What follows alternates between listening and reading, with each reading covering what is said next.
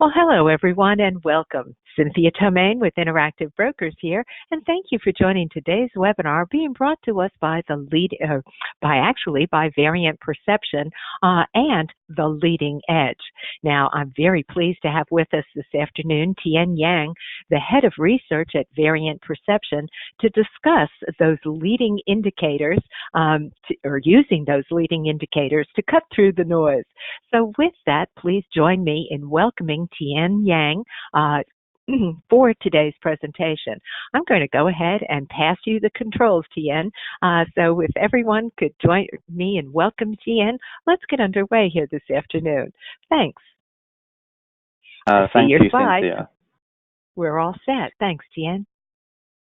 Hello, everyone, and thank you for joining us today.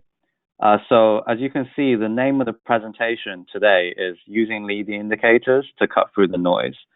As that name implies, today's presentation is targeted at investors who are interested in the macro and in following the news, but often find that it can be very confusing and overwhelming with the amount of information you're currently given. Obviously, we have 24-hour news coverage, Bloomberg, CNBC, constantly talking about certain data releases. GDP was good, but inflation was bad. And so hopefully, by the end of today's presentation, we'll give you a framework in which to understand those different pieces of data releases and to try and make sense of where the economy is at today and also how to apply it for your own investing. In terms of who we are, so Variant Perception is an independent research provider that mostly targets a top-down approach to understand markets and the economy. Our range of clients tends to be both large and small, so from multi-billion-dollar hedge funds and asset managers through to RIAs, right down to the individual investor. In terms of our core focus, as we've kind of alluded to, Variant Perception focuses on leading indicators of both growth and liquidity, and essentially uses that to try and forecast where the economy and markets are likely to go in the next 6 to 12 months, and to make asset allocation and trading decisions accordingly. In terms of the agenda for today, we're going to start off by looking a bit at some of the common pitfalls and common problems that investors tend to encounter when they first start to look at macro. We will then dive a bit deeper into what exactly leading indicators are and the data structure that tends to characterize different economic releases. And finally, we will look at some live examples of leading indicators and how to apply them for investing decisions. So firstly, the common pitfalls. Now, clearly, the financial markets involve a lot of smart individuals, and everyone is trying to outcompete each other and make decisions on what will happen in the future. This is clearly very, very challenging. And in particular, what we see is that there are three common problems that investors tend to fall into when they're trying to make this forecast. The first is this tendency to extrapolate data releases. So as we can see in the chart here on slide 5, the typical way that forecasting works is to take the current trends and project it forwards. This isn't actually just a glib characterization of what's going on. This actually makes sense if you think about the incentives of different market participants.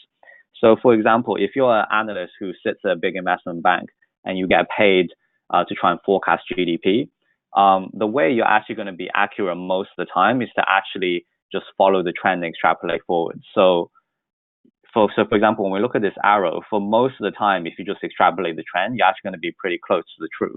And so you're actually correct most of the time, in which case then you're doing your job well. Trying to anticipate and actually react to turning points ahead of time can often be a mug's game. So it often makes sense to extrapolate, follow the data, wait for the turning points to happen, and then add a turning point to then change your forecast to follow the new downtrend back down. Now, whilst this can make sense if you're an analyst or if your main goal is to be correct in your forecasting of the economy most of the time, clearly as investors, this is going to be quite problematic. The key is to actually anticipate turning points in real time, because that's precisely when the largest asset price moves are going to happen. During the kind of trending periods of the cycle, asset prices will tend to be subject to momentum, subject to trend, and so the economy actually tends to have a smaller impact on asset prices, and it's really only at the major turning points that you really care about the economy and the potential turning points that are coming in growth and liquidity. And so this is one of the first key things for investors to be aware of, that a lot of the common forecasts you're going to see in the news and out there will tend to be extrapolating current trends forwards, and that actually makes them not very useful in real time. A second common problem we see when people are looking at the economy is that people tend to forget that data is often revised after the fact. So a lot of the most commonly followed data releases, things like GDP, things like non-farm payrolls, will often be revised by statistical agencies up to even 1 year later.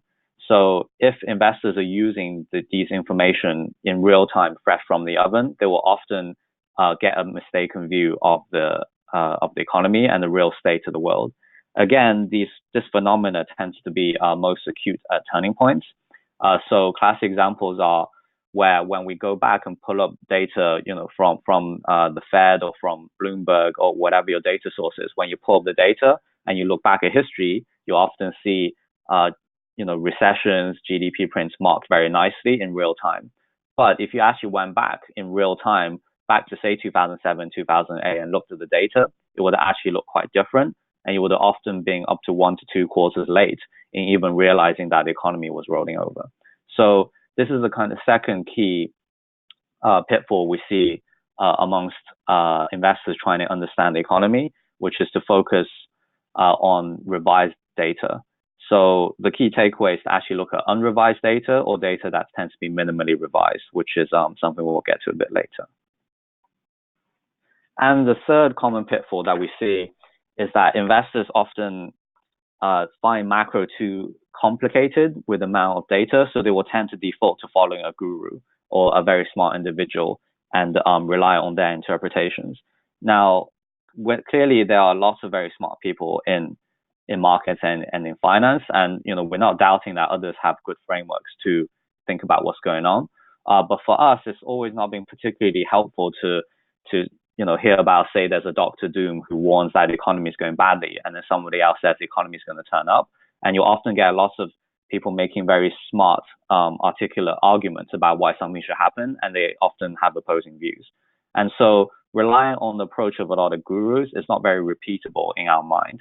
The key is to actually try and understand which are the key data we can follow that can reliably and repeatably give us a read on the economy, rather than defaulting to following certain gurus and then listening to what they say. More than anything else, the problem with not having a framework to look at data is that if you follow a guru and they are right, then clearly everything's fine. But if you follow a guru and they are wrong, it's actually not clear why they were wrong. Maybe their framework works, but the world's inherently uncertain, so sometimes it's broke. Sometimes things turn out differently, or sometimes their frameworks was actually flawed in the first place. So this is again something we see very common amongst investors, just to track different gurus who are calling the economy. And in our view, this is not particularly helpful. And instead, what we think investors should do is to try and focus on leading indicators and to really rely on the data structure of the economy to predict what's going on. So moving on to slide 8 here, we can kind of see a stylized example of what's going on. In terms of the economy, there tends to be a lot of focus on this idea of equilibrium level of where the economy is going to. So there's a lot of attention focused on building fancy models that predict exactly where GDP is, where the equilibrium level are. In our view, this is actually incredibly difficult to do. And instead, we think it's better to devote your attention to focus on the sequencing in which things happen in the economy, rather than trying to predict the magnitudes and the equilibrium levels. So for example, when we talk about sequencing, we can take something like the housing market. What will tend to be the first things that move in the housing market? Well, real estate developers will have to apply for a building permit before they can start works. So typically what you'll see is that building permits start to turn up, and then you'll see construction activity pick up as real estate developers get to work. And then once the house is completed, you'll start to see residential sales pick up. And then after the sales are done and the new customers move into their homes, they might want to buy white goods, they might buy, the large ticket items, and then you see durable goods sales pick up. So actually there's a sequence that follows through the economy somewhat mechanically, and the first sign of that improvement comes from the turn up in building permits. And so this idea of focusing on the leading and lagging sequences in different parts of the economy is what we focus on. And this is what we think you can use to reliably get a sense of where the economy is going in real time, rather than trying to forecast what equilibrium level is. Another example of this would be, say, something like temporary employment. So again, if you're a business owner, or if you think from a perspective of a business owner, you don't typically react to the business cycle by hiring and firing your workers immediately. Usually when you have the first sign of issues with your business, you might try to cut costs a little bit, try and change your suppliers, change how you manage your cash flow, and then you might let go of some of your temporary workers. But you're not going to rush out and fire your permanent workers or the best guys. So in this way, temporary employment tends to be quite a leading indicator. However, if the business cycle is truly turning and the business is not going well, obviously eventually businesses will be forced to fire permanent workers, and then the unemployment rate goes up. So by the time you see the unemployment rate go up, the business cycle is already turned. So unemployment is actually a very lagging indicator and not very helpful in real time. So you can apply this idea of leading and lagging processes, the leading and lagging sequence of data, to all the different parts of the economy, and essentially use that to try and understand where the business cycle and the liquidity cycle is going in real time. So now we're going to take a closer look at leading indicators and some historical examples. In particular, we're going to focus around recessions, which is where the biggest turning points will usually tend to happen. So on slide 10, this is a somewhat stylized example of leading indicators and how they work. So the left-hand chart here, we can see the red will tend to is what we're calling leading indicators. The black is what we would call coincident, and the blue is what we would call lagging. So the red indicators is essentially trying to drive your car looking out the front windscreen.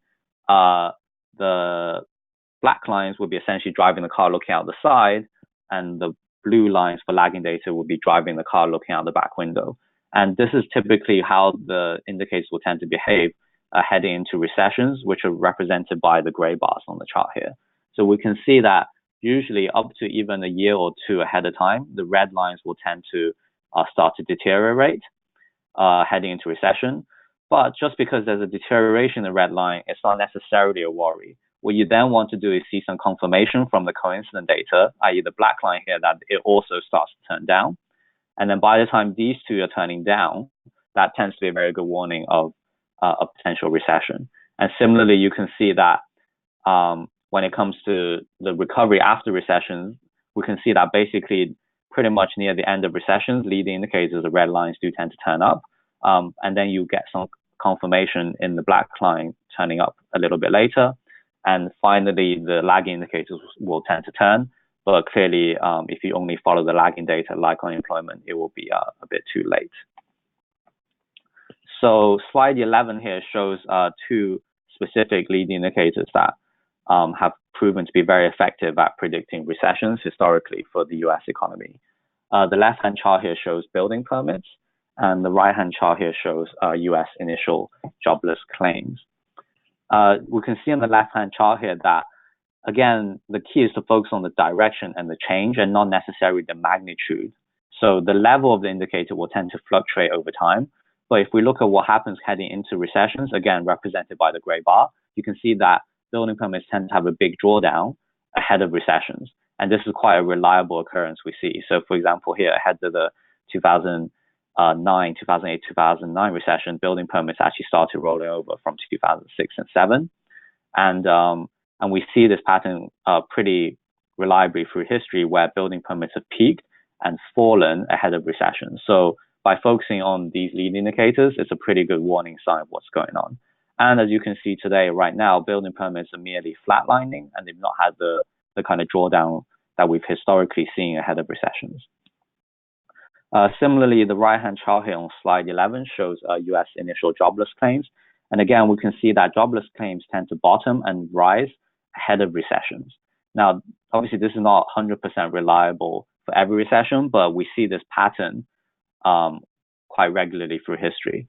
So again, the key warning sign for recession is that things like initial jobless claims are bottoming and starting to rise as a big warning sign. As of right now, live today, again, we can see that there's been a bottoming in initial jobless claims, but we haven't quite seen the kind of surge that we would have anticipated ahead of historical recessions. In this way, by focusing on leading indicators, we got a pretty good sense of where we're going. Now, using the same kind of slides and setup as the leading indicators, we show the coincident leading indicators. So here we've picked industrial production and retail sales, which are some usually very widely followed indicators. As we can see here on the left-hand chart here for U.S. industrial production, typically, as we can see that at the beginning of recession, again, at the start of the red bars, industrial production hasn't really started to fall, and the big falls really only happen once the recession is already underway. And typically, these indicators are bottoming at the end of recessions. We see a similar picture in the right-hand chart here for retail sales. And in fact, 2001 was quite a unique recession in that it was the first one in history where retail sales actually stayed positive. But the U.S. economy nevertheless had a short recession. So here we can see that even though retail sales, industrial production are very widely followed, by the time you see the data deteriorate, the recession is actually already underway, and asset prices have likely already acted. So in real time, this is not particularly useful. This is more about just having confirmation of what leading indicators previously predicted. Moving on to slide 13, again, to complete the set, we show some typical lagging indicators and how they behave around recessions. And so inflation and unemployment are some of the most widely cited data by the financial media, and indeed something the Fed also tends to pay a lot of attention to. It's a part of the Federal Reserve's mandate. But again, we can see that in terms of trying to get a sense of where the economy is going in real time, it's not particularly helpful. We can see that inflation actually tends to rise and peak during the depths of recessions and actually bottom just outside of recessions in the middle of a cycle. So you trying to use inflation in real time is actually pretty useless to try and gauge where the economy is going. Similarly, the right-hand chart here for unemployment rate, we can see that when unemployment rate rises, it's typically only occurring after a recession started, and unemployment is actually peaking way after a recession is already over. So again, if you're relying on looking at unemployment rate to tell you the state of the economy, it's not particularly helpful. It's driving the car, looking out the back window, and it's really only telling you about what the economy was doing about a year or two ago. So we can see right now, even the unemployment rate is very low in of itself, that doesn't really tell you much. So putting all that together, now that we've had the chance to think about what is leading, what is coincident, and what is lagging, the next step is to really apply it to investing and to think about how to use it for our own asset allocation and investment decisions. So firstly, we need to differentiate between two different types of lead indicators that investors should track. One for growth and one for liquidity. So on slide 15 here, we've just shown some examples of potentially lead indicators that investors can go out and follow. The left-hand chart here shows the US CEO confidence survey, and the right-hand chart here shows the ISM new orders component. So this is a survey that tries to gauge whether US manufacturers are getting more new orders or less. And in this case, what we've plotted them against is S&P earnings. The left-hand chart here shows just the standard trading 12-month earnings, whilst the right-hand chart here actually shows earnings before extraordinary items. Hence, you can see the slight divergence at the moment. In our view, it's important to actually track both and to actually get a good sense of what earnings look like before the adjustment for extraordinary items, to get a sense of the kind of earnings power of the continuing operations of businesses. But obviously, we also know that companies like to game earnings and potentially call a lot of recurring expenses and recurring problems one-offs. And so sometimes companies might be overly optimistic in reporting earnings. So this is why we track both. But we can see right now that this is overall painting a pretty weak picture for where earnings growth is and for where the US economy is going. As we saw earlier, we don't necessarily see a recession, but as of right now, the message that US growth is slowing is coming through quite clearly when looking at leading indicators. Turning to liquidity on slide 16. Here, it's important to differentiate between the actions of the Fed and also what the markets are thinking. So the right-hand chart here on slide 16 essentially shows the real Fed funds rate plotted against the S&P realized volatility. And we can see that we've pushed the Fed funds rate forward because it has historically offered a pretty good lead on where volatility is going.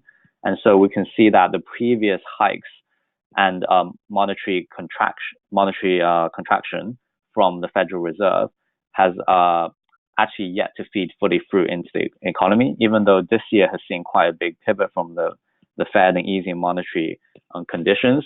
The previous hikes and the previous contraction monetary policy will still be working their way through a little bit towards asset prices. And so this is the benefit looking at the lead versus lags. And the left-hand chart here shows US M1 growth and the high yield spread. And here we can see that actually the picture is slightly better, and that US money growth is actually starting to improve a little bit, and the high yield credit spreads are on net tightening a little bit as well compared to the kind of wides of the cycle. So overall, when we look at something like liquidity for the US, right now the picture is that it's starting to improve. It's no longer a headwind, and ultimately more likely to flow through and support asset prices. So the slide 17 actually shows you conceptually how to approach leading indicators of growth and liquidity and how to use them in the context of the more traditional analysis that financial analysts tend to use. So what we tend to look at is to start off with liquidity leading indicators and economic leading indicators, and then to think about if there are turning points within the data. Once we have that offers us the context to then think about more traditional financial analysis tools. So things like valuation, things like sentiment, and things like positioning. And then once we have that, we can actually make an investment decision. The key here is to really think about whether there are divergences between what the market inputs are saying here, what the valuation, sentiment, and positioning are saying, versus what the economic and liquidity leading indicators are saying. The times when there are the best opportunities in markets or when we see a big divergence between the leading indicators and the market. As I kind of said earlier in the presentation, ultimately we think the way the economy works is somewhat mechanical in terms of the sequencing. So building permits need to turn up before construction activity. Temp workers should be more sensitive to being hired and fired than permanent workers. But obviously the market doesn't necessarily operate very mechanically. So sometimes the message that you see in leading indicators will be discounted by the market already, in which case there's not necessarily a big divergence. But other times the market might be overly bearish or bullish compared to the underlying economic data.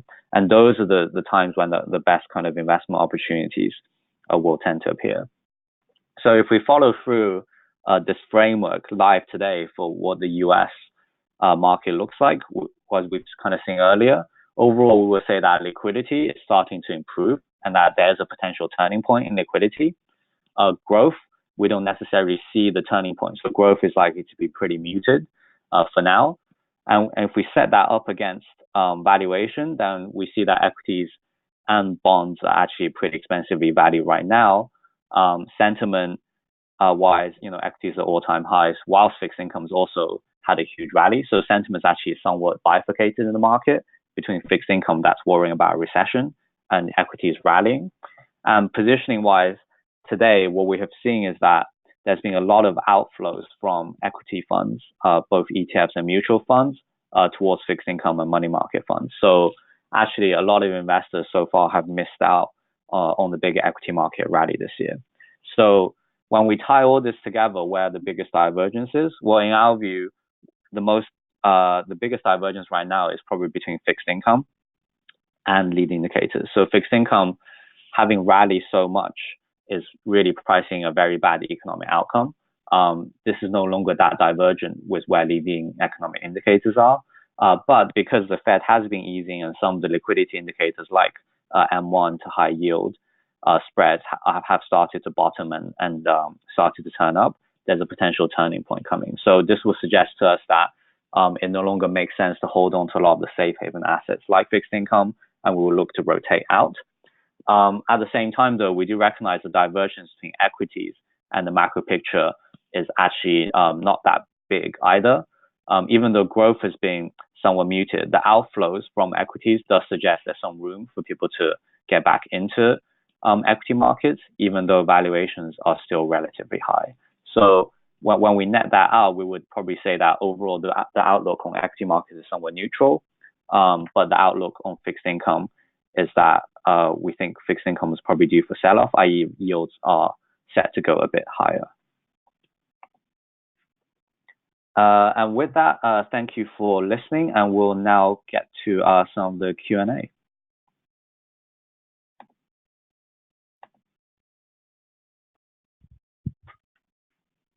Okay, at this point, everyone, I would like to let you know that you can, if you haven't already, if you do have any questions for Tian, notice on the right-hand side of your screen, you'll find a control panel that does include a questions title bar.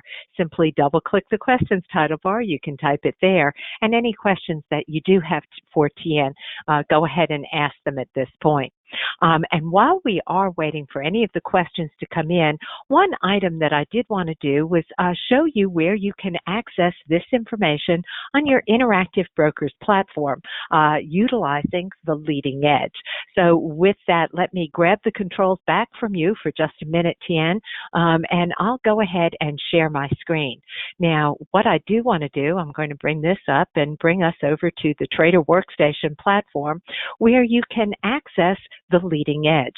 Now, notice here, you'll find underneath the new window button, we actually do have access to analyst research. Now, I do want to let you know that all of our research providers do have a 30-day free trial period that you can sign up for any of these embedded features or integrated features into the Trader Workstation platform. Now, notice here, once you do get into the Trader Workstation, you'll find under the new window menu, the analyst research. And here you can see there are several different sections here. Notice those that you do subscribe to will be included at the top of this page, and other available research is also listed down below. And here it is. I'm going to come back to this once again. It is available under variant perception, the leading edge. Now also, you can access that information from the Interactive Brokers website.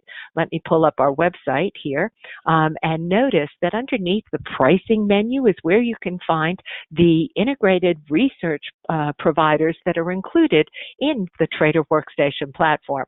Notice under research and news, it will bring you to a page where all of our providers are listed. You can notice there are jump links up at the top. By the way, I do want to point out at the top of this page, notice that you do have a free 30-day trial period when you do subscribe to new providers. So notice here, there is a button where you can learn more, or simply by adding and notice here, the leading edge, you can access that further on down the page. Now, also do want to point out at the very bottom of the window, notice that there is a button here where you can learn more. We'll jump on that in just a moment. But I do want to point out in the lower right-hand corner of this section here that's devoted to the leading edge, that this is available through an IBKR Pro plan that is listed on the Trader Workstation. If you want to learn more about the offering, notice here we can go into that Learn More button, and this too will give you the instructions on where you can subscribe or request that 30-day trial period. So I did want to point that out. So with that, let me take this back over. I'm going to bring this back over to Tian and see if there's any questions there that you can handle. Tian, back over to you. I'm going to make you the presenter once more. If you could share your screen, we'll get to those questions. Thanks, Tian. Thank you, Cynthia. So I will read out the question first for the benefit of listeners, and then look to answer it. So one of the questions is, what is your estimate on timing for the next U.S. recession, as best as you can see at the moment? So I think this is a very interesting question to address. So typically we've seen a lot of coverage on various forecasters predicting that there's a 40% chance of, say, a recession in the next 12 months, or there's a 30% chance. In our view, this is not particularly helpful to use, precisely because the way that this leading-lagging relationship works is that you're almost trying to, instead of trying to forecast exactly what's going on, I would almost characterize it as observing and inferring. So the framework is actually to sit and observe how lead indicators are evolving. And then once you see the various lead indicators truly start to deteriorate, then you can infer that a recession is likely to be relatively close within the next 3 to 6 months, and that at that point to react. We think it's actually incredibly hard to try and think too far ahead and say, okay, I think a recession will happen in 2021. In terms of our estimate, the main thing we can say is that for the next 3 to 6 months, the probability of recession is still very, very low. And the key is to just keep updating and following where things like building permits, where things like initial claims are, and to just react every month, rather than from this point trying to look out and say, okay, this is going to be August, the 2nd, 2021, when recession is going to happen. So I would encourage everyone to actually move away from trying to pinpoint an exact moment, and to move towards tracking the breadth of lead indicators every month and reacting to the change in that data. Related to that, we had a question on the yield curve. So the question says, that we've not mentioned the classic interest rate inversion in the presentation. So the question is whether we actually track it, or whether we use it as a recession indicator.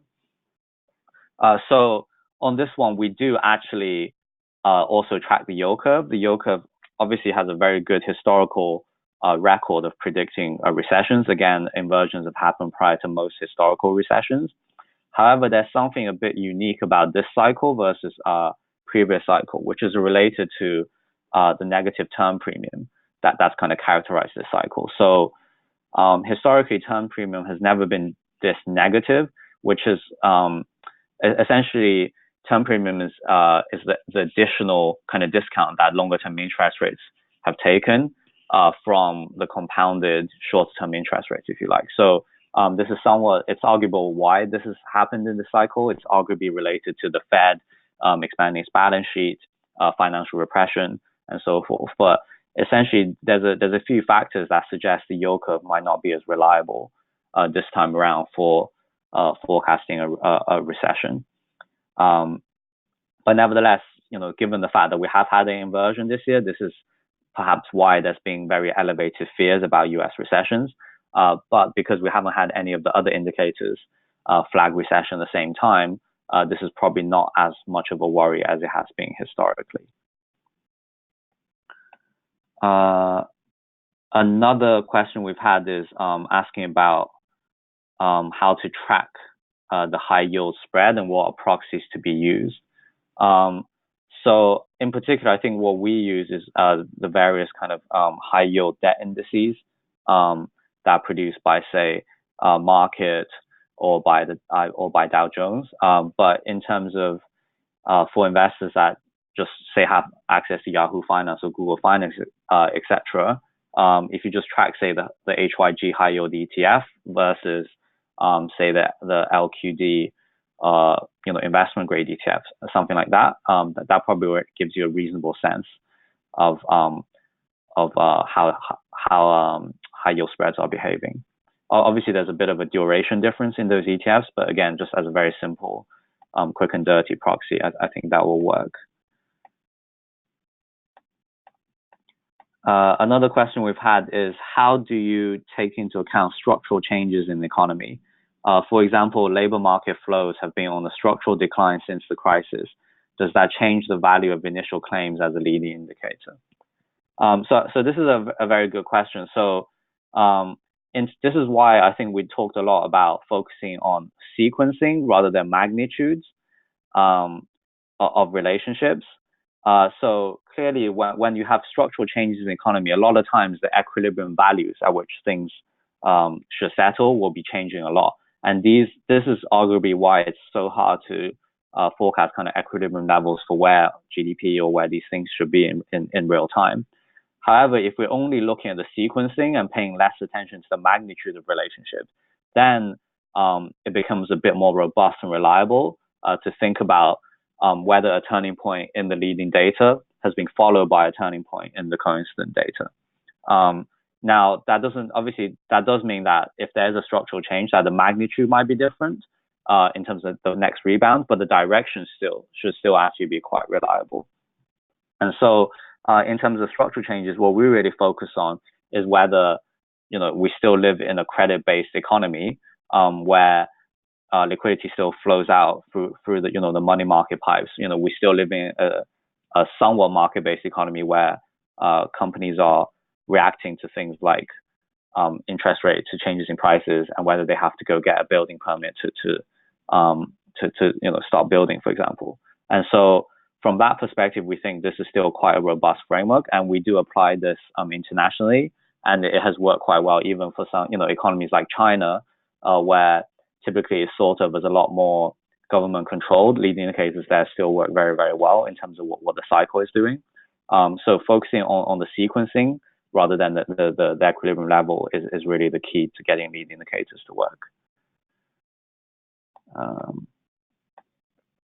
Looking at a few other questions. We have a question of, if the liquidity leading indicators typically may give a better idea of what direction the economic indicators will go in. I would think that less liquidity has a big effect, larger than most other indicators. Okay, so I think it's essentially a question about the relative importance of liquidity and growth. So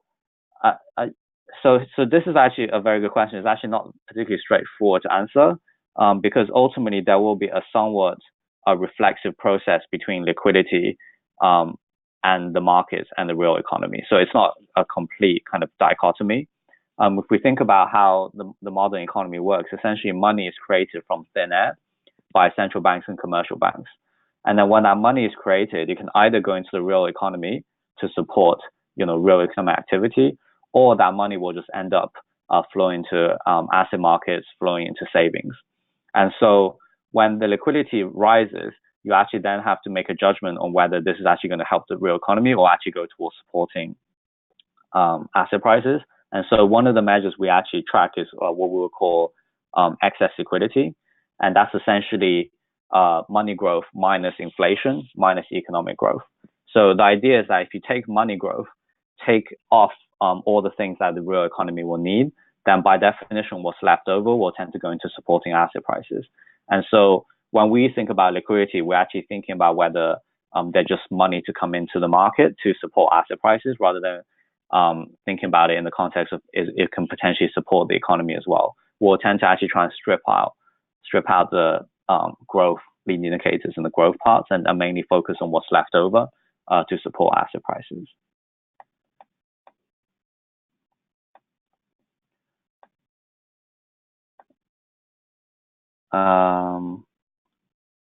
Next question is, are there any particular leading indicators you will go to for clues of where the short-term rates are going?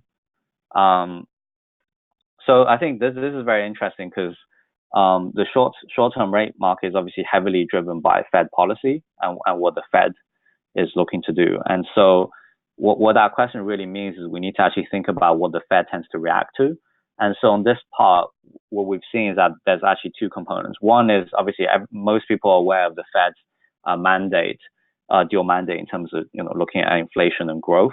So you do need to track the economy and the inflation leading indicators to get a sense of where the Fed's mandate is.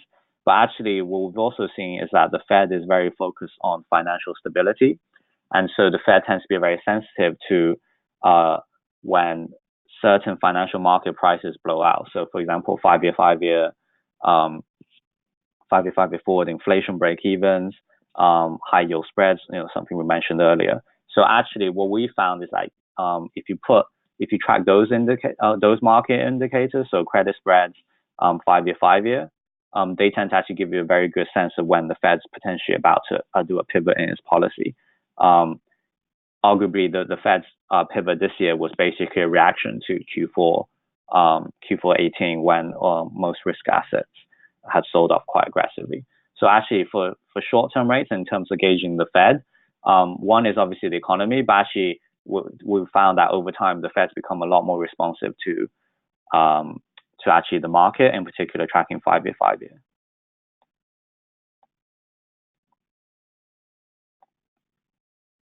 And we'll get to a few other questions before wrapping up here. What are your favorite leading indicators, both on the liquidity and economic side, in addition to those provided in the presentation already? So I think the best way to answer it is to actually think about leading indicators as not necessarily there's any one magic indicator, but rather to try and look at the breadth of them. So I wouldn't say we necessarily have a favorite. The key is to just look at them across a range of different parts of the economy. So, for example, there's been a lot of talk recently about manufacturing, and the ISM new orders is clearly a very important part. So, as long as you're tracking something reflecting the manufacturing sector, it's probably okay. But in terms of the ones that we definitely think are quite important are probably more things related to global trade and global liquidity. In terms of domestic economy, I think a lot of things we mentioned are pretty good. Things like building permits, things like temporary employment. But in terms of the global picture, it's actually quite important to track global excess liquidity. So the idea I talked about before, where we want to track global money growth and minus global economic growth, these tend to provide very good leads on the kind of the money to come into the market and how much support central banks are lending to asset markets. And so there, the key is to actually track all the global central bank balance sheets and central bank measures of M1, and to essentially use that to lead the economy. Other things are, things like, for example, tracking South Korean trade, South Korean exports and the like, because South Korea is actually a small open economy that tends to be very sensitive to changes in the global cycle. So by tracking South Korea, because it's so sensitive, you tend to get a pretty good sense in real time what's going on with the global economy.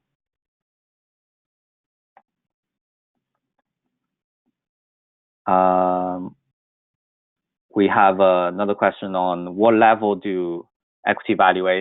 level does equity valuations tend to constitute a red flag? So I think obviously everybody is kind of aware that in absolute terms, equity market valuations are near the higher end relative to history. But another thing we tend to look at a lot is relative valuations. So equities versus fixed income are just a very fundamental relative valuation and ratio that the global markets kind of revolve around. So if you think that equities might have a P anywhere from say 15 to 20 as a range in terms of where it can potentially get to, and compare that to say 10-year yields below 2%, which obviously is, if you just translate it across to say like a 50 times PE ratio, then equities are still pretty cheap. So I think it's more flagging when equity relative valuations to bonds are kind of pretty stretched relative to itself. That tends to be quite a good measure. Right now, as long as we avoid a recession, then the equity bond valuations kind of the rotations are probably key, because in the absence of a recession, there's likely to be more flows and rotation within and across asset classes rather than money just coming out and going to cash. So as long as the money stays in the market, then there will be rotation. Then the relative valuations will actually matter quite a lot. Another question is, when looking at building permits, do we look at the total number of building permits or the dollar value? Well, we tend to look at just the total number of building permits to get the sense of drawdowns ahead of recessions. Another question is, do you typically focus on the rate of change of the leading indicators? Do you average over several months to smooth out the noise? So on the smoothing, yes, we'll typically by default apply a 3-month moving average to most economic data series, just because they tend to be released monthly anyway, to stop us kind of reacting to noisy data. The idea is to find stuff that has a 6 to 12 month lead, so that even with the smoothing, it still gives you some time to react. And typically, in terms of focusing on the rate of change, I would say we care about the direction rather than the magnitude. So if that's what you mean by rate of change, then I guess that is what we would focus on. But essentially, the key is to look at whether the leading indicator is trending in one direction, whether it's flatlining or whether there's a turning point. So that's kind of how we tend to think about it. We don't care so much that that there's a divergence necessarily if both the underlying coincident index and the leading indicator move in the same direction. We'll care much more if, say, the leading indicator is turning up while the coincident is still turning down. That's kind of where the best kind of opportunities are.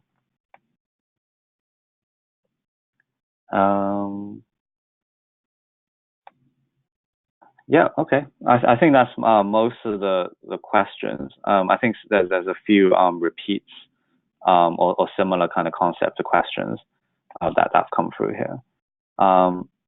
Yeah, okay. Well, thanks everyone for listening, and I'll hand you back to Cynthia.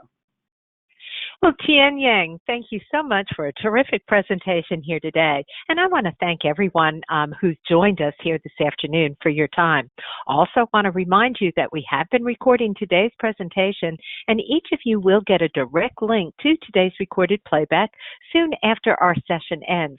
So if you do want to come back and review those concepts that Tian has been talking about today, simply watch your email later on this afternoon for that, a link to the playback, as well as a link that has been provided for these webinar notes, or the same slides that we've been using here today. So with that, that is going to conclude our session here this afternoon. Thanks all for your participation, and have a great rest of your day, everyone.